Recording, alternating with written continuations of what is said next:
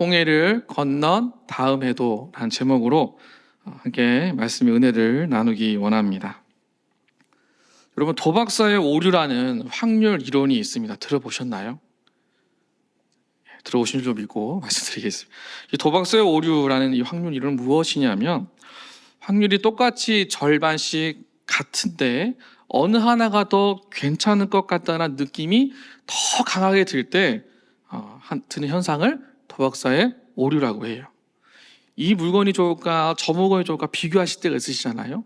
근데 내 마음속에 비교는 하는데 이미 한쪽으로 마음이 이렇게 한 걸음 이렇게 쏠리고 있다라는 거예요.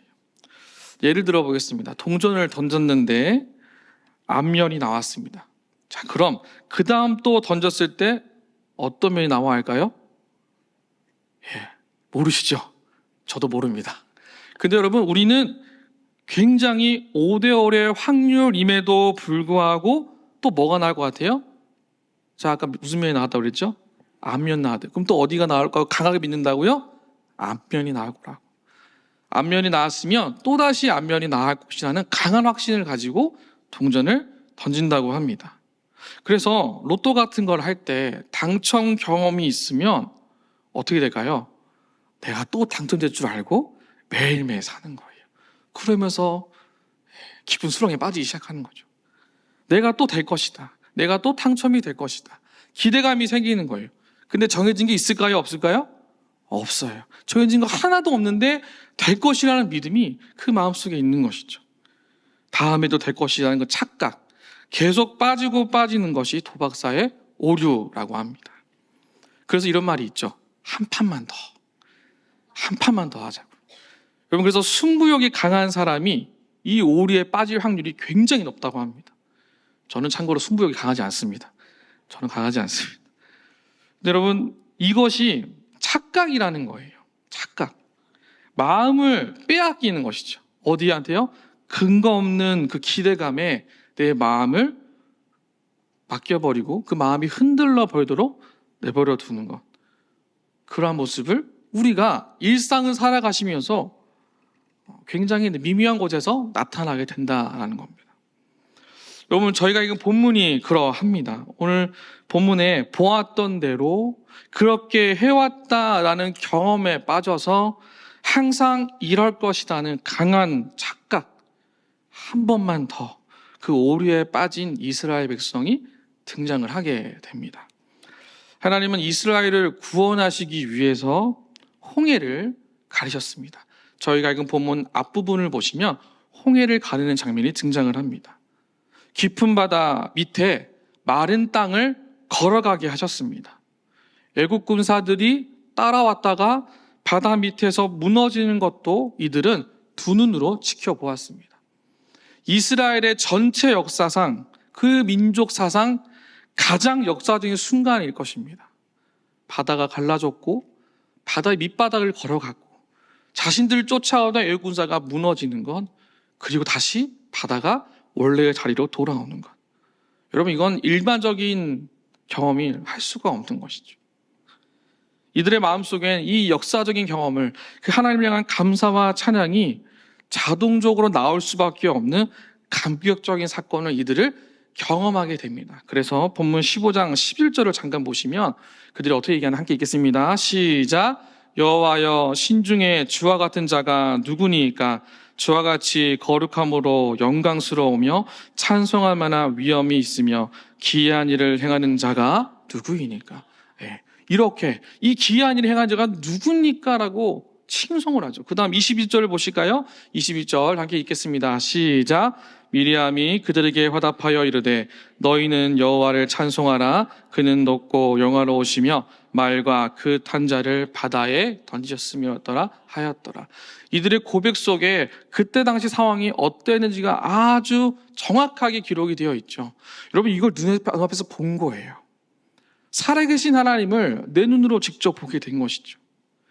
더 나아가서 이제는 애굽에서 있었던 그 힘들고 어려운 마음들, 마음 편히 살 수 있도록 이제 환경이 바뀌어졌다라는 겁니다. 답답하게 살지 않아도 되고요.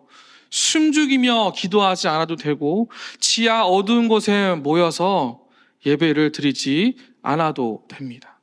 홍해를 건넌 이후에 바뀌어질 기대감이 이러하였습니다. 그리고 다음날 오늘 본문인 광야의 생활이 그들의 눈앞에 시작된다는 것입니다.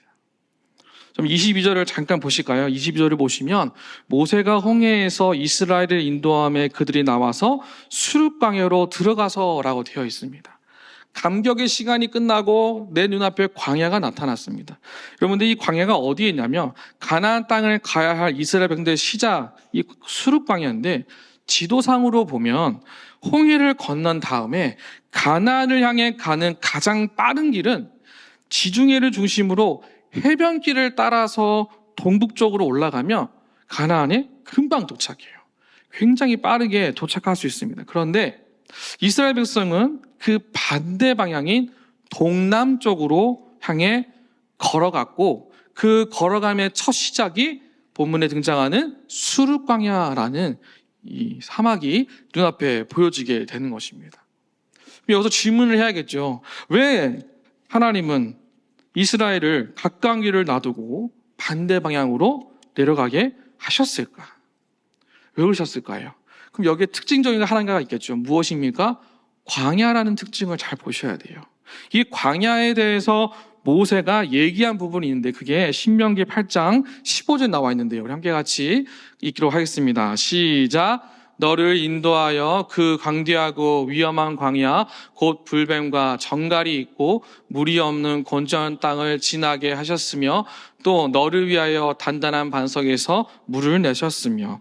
자, 광야의 특징이 나옵니다. 어떤 곳일까요? 광야는 지금 저희가 계속해서 몇 주 동안 경험하고 있는 그 폭염의 끝을 달리는 곳입니다. 폭염을 동반한 끝이 없는 모래사장, 그늘이 없는 곳입니다. 지금도 거기는 지나가려면 비행기를 몇 시간을 타고 가야 합니다. 위험한 땅이라고 되어 있죠. 불뱀과 정갈이 있는 안전하지 못한 불안한 땅이라고 모세는 광야에 대해서 설명을 합니다. 여러분, 이스라엘 백성이 이 광야를 보고 무슨 생각을 했을까요? 앞전에 무슨 경험을 했죠? 홍해가 갈라지는 경험을 했어요. 그 이스라엘 백성 마음속에 무엇이 더 어떤 마음이 생길까요? 별거 아니다. 홍해를 가르는 하나님이 우리를 이렇게 내버려 두실까? 이거 별거 아니다라고 보았을 거예요. 왜냐하면 지금 이스라엘의 자신감은 홍해를 가르신 하나님의 능력을 직접 목격한 자신감이거든요. 두려울 것도 없고요. 못할 거 없을 것이다. 주님이 한 번 더 우리 하나님이 우리의 하나님 되시고 나의 힘이 되시고 나의 노래이시며 구원자시기 때문에 내가 그렇게 찬양하고 고백하는 것처럼 우리의 기도에 즉각적으로 반응하시며 애굽의 말과 적들을 멸하시는 그 하나님은 우리를 절대 이 광야에 버리지 않을 것이다. 그렇게 하나님께 한 번 더 일하실 것이라는 강력하고 직선적인 믿음, 그 믿음을 가지고 있었을 겁니다. 그래서 그들의 입에선 찬양이 흘러나왔고 그 찬양 속에 광야를 걷기 시작한 사흘길은 분명히 힘들지 않았어요. 열심히 걸어갔습니다. 그런데 사흘이 지난 뒤 이들의 입술에서 감사가 아니라 원망이 나오기 시작합니다. 함께 같이 본문 15장 22절 23절을 함께 같이 다시 한번 읽도록 하겠습니다. 같이 읽겠습니다. 시작. 모세가 홍해에서 이스라엘을 인도하며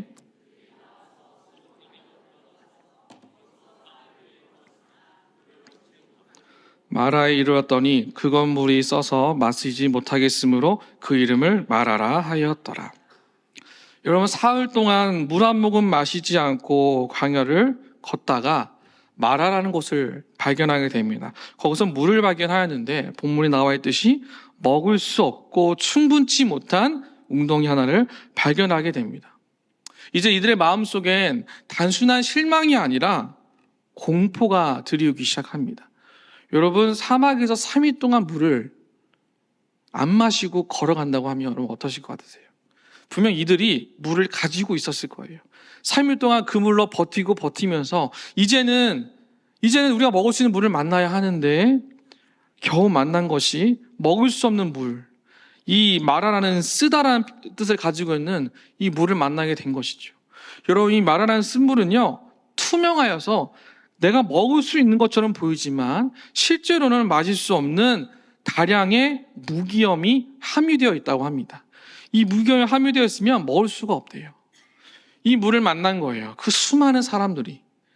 이제 그들의 마음속엔 두려움과 불안감이 가득하기 시작합니다.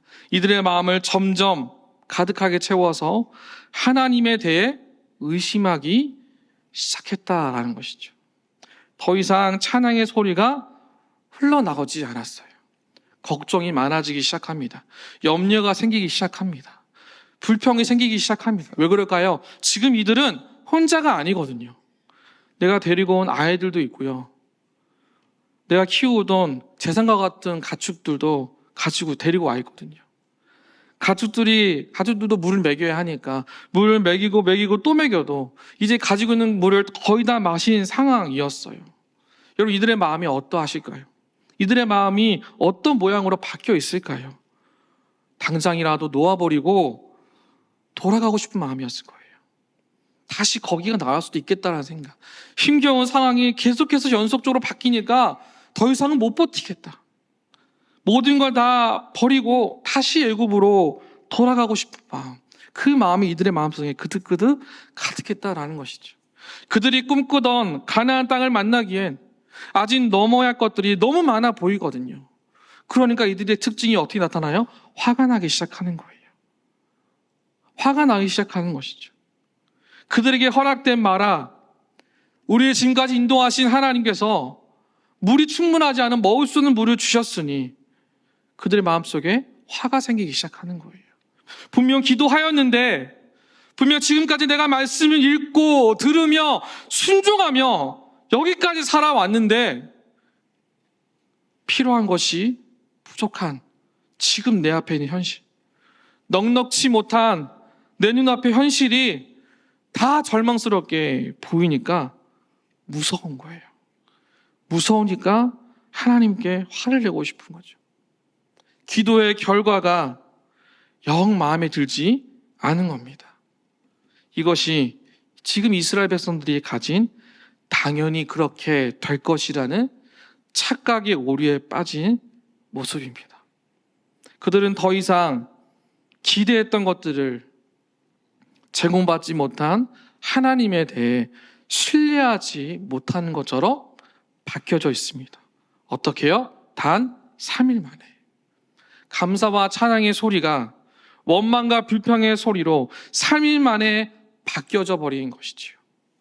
사랑하는 성도 여러분, 저희는 어떠하십니까? 귀한 주일 예배를 드린 이후 혹시 3일 만에 찬양의 소리가 점점 줄어들고 불신과 두려움이 내 마음에 꽉 차서 하나님을 향한 의심, 그와 원망으로 바뀐 적 없으십니까?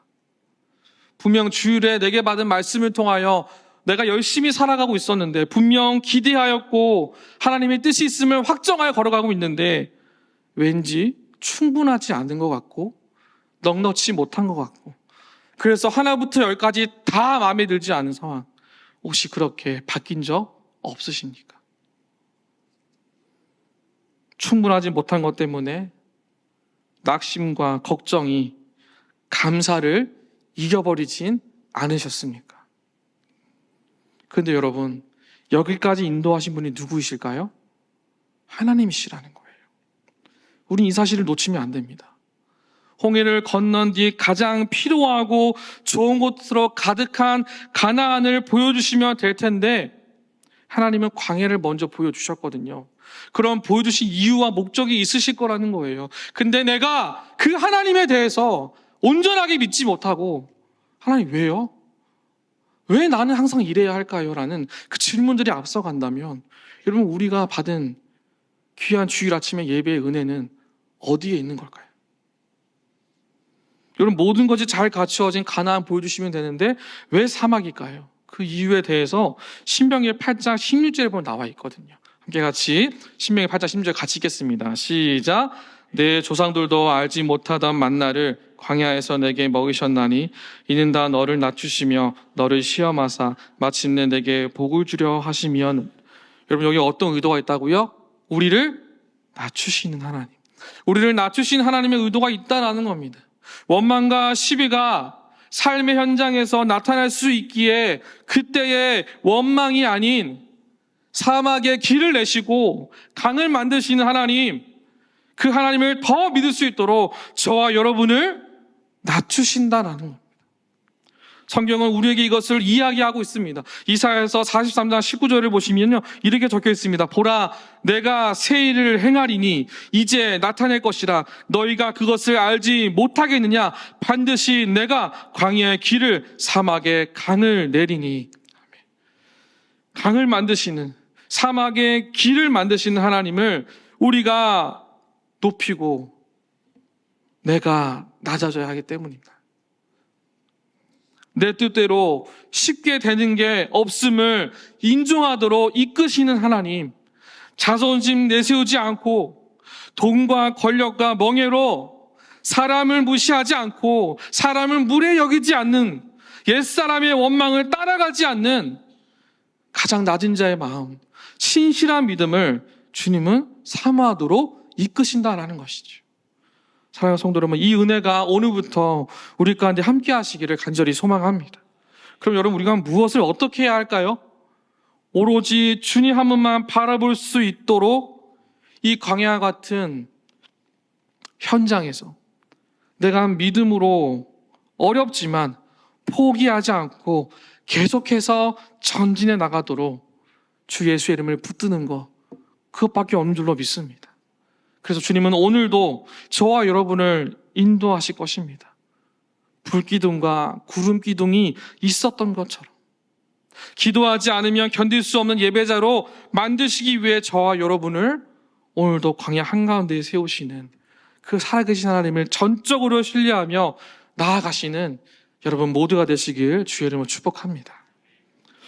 여러분, 제가 전도사로 사역을 할 때 있었던 이야기를 말씀드리겠습니다. 제가 전도사 사역을 했을 때 처음으로 차를 갖게 되었습니다. 그때 처음으로 차를 운전을 하기 시작했어요. 어색하게 운전을 했습니다. 진로 변경을 못하는 시대를 살았어요. 그렇게 해서 맨날 직진만 했거든요. 어색하게 운전을 하다가 한 번은 제가 처음 사역하던 교회 근처에 골프장 주차장이 하나 있었어요.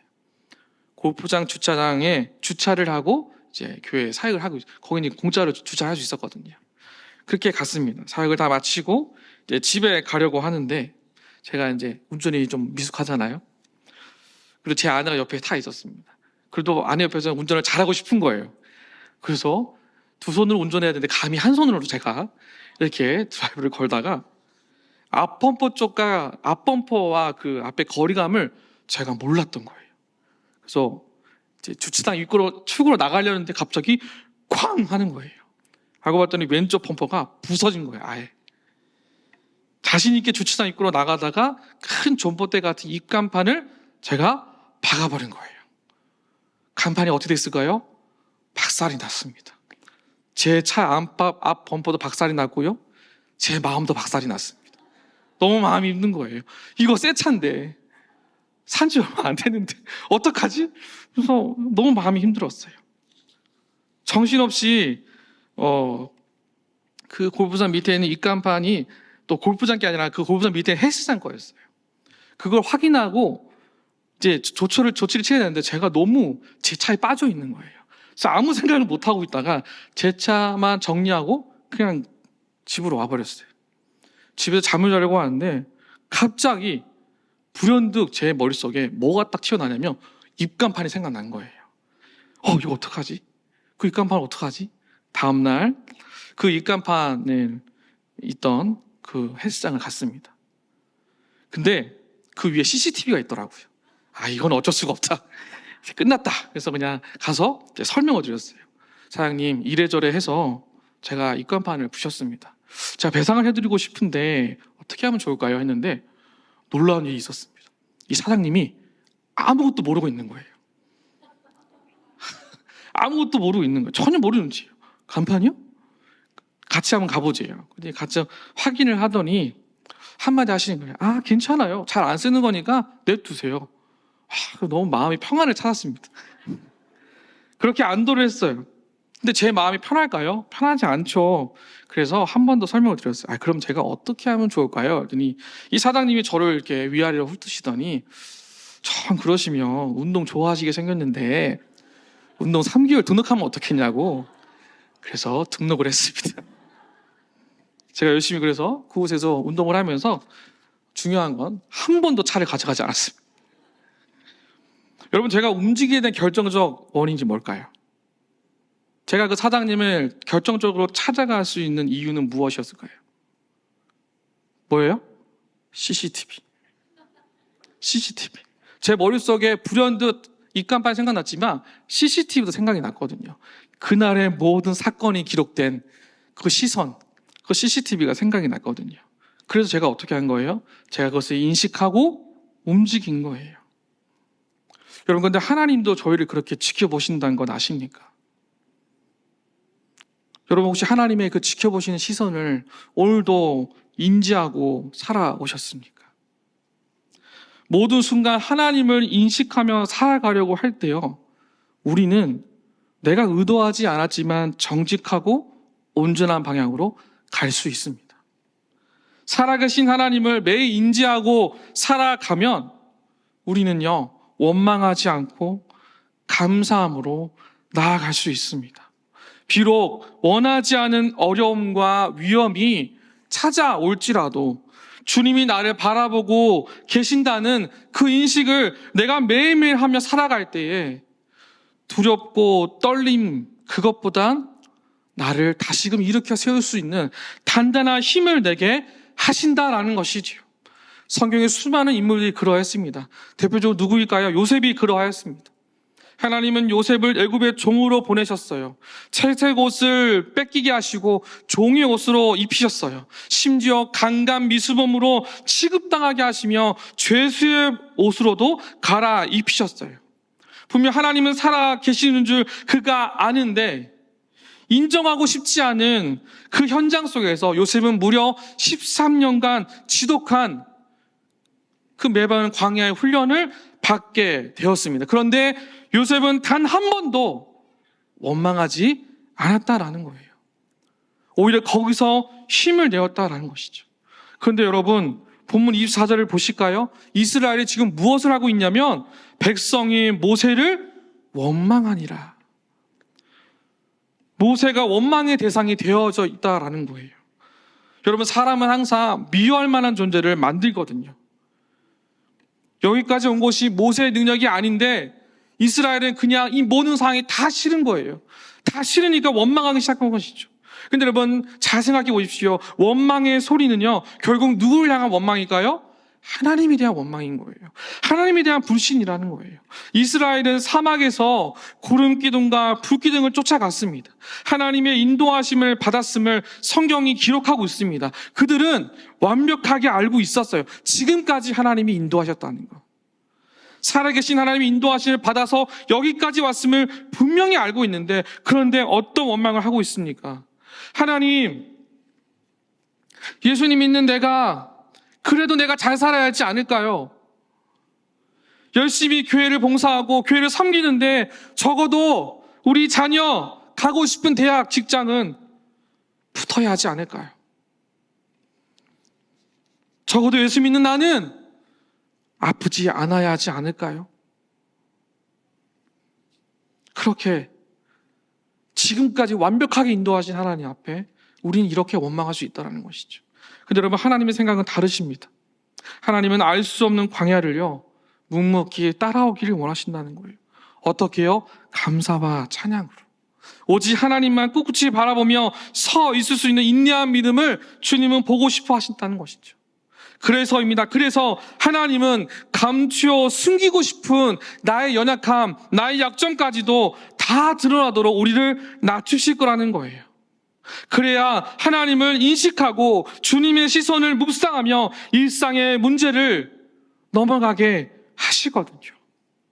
요셉과 같은 상황이 이해되지 않게 찾아올 때 그것은요, 우리를 사랑하지 않으셔가 아닙니다. 하나님의 능력이 그것밖에 안 돼서는 더더욱 아닙니다. 우리가 인정하고 바라봐야 할 분이 누구인가를 알게 하시기 위한 주님만이 우리의 소망 되심을 깨닫도록 이끄시는 하나님의 인도하신 줄로 믿습니다. 그런 마음을 함께 같이 우리 본문 25절, 26절을 함께 같이 읽도록 하겠습니다. 함께 같이 읽겠습니다. 시작. 모세가 여호와께 부르짖었더니 여호와께서 그에게 한 나무를 가리키시니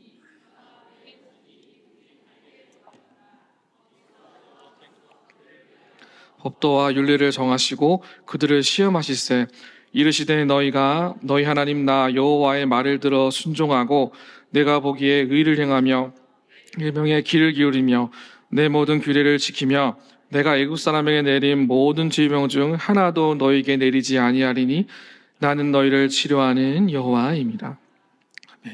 26절을 잠깐 보시면 나 여호와의 말을 듣고 순종하고 내가 보기에 의를 행하며 내 계명에 귀를 기울이며 내 모든 규례를 지키면이라고 말씀하십니다. 주 너의 하나님인 나의 말을 듣고 내가 보기에 옳은 일을 하며 나의 명령에 순종하고 나의 규례를 지키라는 겁니다. 그럴 때 주님은 가만히 있지 않으시고 나와 함께 걸어가신다라는 거예요. 이진희 목사님이 쓰신 광야를 살다라는 책이 있습니다. 2019년도에 나온 책인데요. 그 책을 보면 광야를 지나가는데 두 가지가 필요하대요. 첫 번째는 낙타입니다. 여러분, 낙타는 내가 가지고 있는 무거운 짐을 함께 짊어질 수 있는 동역자입니다. 낙타가 필요하고 두 번째는 뭘까요? 가이드입니다. 사막의 지형을 알 수 있는 사람, 나를 끝까지 인도해 줄 수 있는 사람, 가이드가 필요하다라는 거예요. 여러분, 낙타와 가이드는요, 특징이 있습니다. 무엇일까요? 내가 광야에서 성공적인 정착을 위해서 필요한 것이 아닙니다. 이 두 가지는 무엇을 위해 필요한가?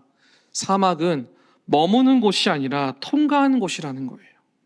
영원히 사는 곳이 아니라 주님이 약속하신 땅을 향해 걸어가는 길목이라는 거예요. 그래서 이 두 가지가 필요한 거예요. 낙타와 가이드. 여러분, 주님은 오늘 하루를 사는 것도 힘든 길목에서 40년을 살게 하셨어요. 낮에는 구름 기둥으로 뜨거운 태양을 가리시고 밤에는 불 기둥으로 추운 사막에서 살게 하시며 인도하셨습니다. 지금도 가이드가 되어 주시고 계신다라는 것이죠. 왜 그렇습니까? 매 순간 자기의 백성의 삶을 책임지시고 지키시고 돌보시며 하나님의 은혜가 없이는 단 하루도 살아갈 수 없는 힘든 현장을 지나갈 수 있도록 이끄신 하나님이시라는 거예요. 우리의 가이드 되신 하나님께서는 우리의 삶의 현장에 오래도록 영원토록 머무는 것을 원하시는 것이 아니라 거기를 어떻게 하자고요? 지나가도록, 통과할 수 있도록 만드신다라는 거예요. 주님은 저와 여러분의 환경을 다 아십니다. 낙심이 되고 두려운 마음도 생기고 불안한 마음도 우리 마음에 있을 겁니다. 여러분, 그때에 규례와 계명, 그 말씀을 지켜 회복하게 하시는 하나님, 그 하나님의 가이드를 받으시며 우리는 이 땅에서 살아남으셔야 합니다. 시험거리가 될 만한 사람과 일과 상황과 사건에서 여러분의 믿음의 고백이 살아 숨쉬기를 주님의 이름으로 축복합니다. 머무르지 마십시오. 날마다 그 길목 가운데 함께 하시는 주님의 손을 꽉 붙잡고 내가 지나갈 것을 믿어 의심치 않는 살아 숨쉬는 그 은혜가 날마다 함께 하시기를 간절히 소망합니다. 말씀을 마무리하겠습니다. 여러분, 25절을 보시면 모세가 부르짖는 장면이 나옵니다. 모세가 부르짖을 때 하나님께서 나무 조각 하나를 던지라고 하십니다. 근데 여러분, 이 나무 조각은 나무의 능력이나 효력이 중요한 것이 아닙니다. 그 나무를 던지도록 인도하시는 그 하나님의 열심이 그 안에 있다라는 것이죠. 그 나무를 던짐으로 그들이 공급받지 못한 물을 마시게 되는 장면이 오늘 저희가 읽은 본문 25절에 등장을 합니다. 그것은 우리에게 무엇을 의미할까요? 하나님은 살아계시다는 거예요. 주님은 살아계셔서 당신의 백성을 선한 길로 인도하시며 살아남을 수 있도록 오늘도 우리 가운데 새해를 행하신 줄로 믿습니다. 그래서 우리는 불평과 원망을 넘어서서 하나님의 열심을 바라보며 달려가셔야 합니다. 그렇다면 무엇이 달라져야 할까요? 우리의 말과 입술이 달라지셔야 합니다. 나의 생각이 달라지셔야 합니다. 나의 계획이 바뀌셔야 합니다. 오늘 이 복된 금영성 집회 시간을 통하여서 하나님을 전적으로 신뢰하며 믿을 수 있는 더 큰 믿음을 갖는 저와 여러분 모두가 되시길 간절히 소망합니다. 이스라엘 백성이 홍해를 건넌 다음에도 그들이 해야 할 것은 스스로를 낮추는 믿음을 갖고 원망하지 않고 불평하지 않고 끝까지 내 이웃을 지키고 사랑하는 마음으로 우리를 구원하시는 하나님만을 전적으로 신뢰하는 것. 하늘에 계신 주의 시선을 인식하여 감사의 제목으로 사는 것. 그것이 그들에게 필요한 은혜였습니다. 오늘 이곳에 이와 같은 은혜가 함께 하시기를 주님의 이름으로 축복합니다.